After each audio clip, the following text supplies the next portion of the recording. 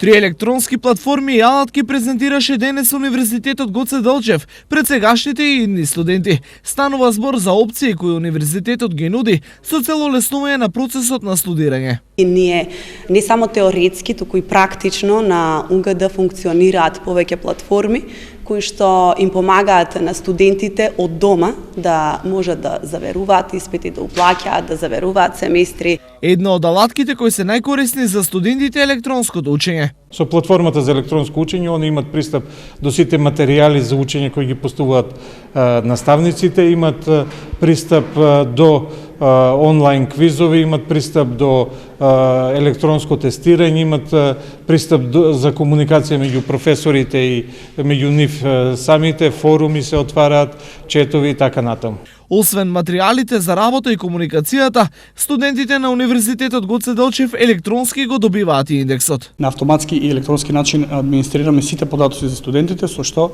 им овозможуваме целосно студирање во смисла на сите административни и финансиски активности кои што тие во текот на студирањето е потребно да ги преземат.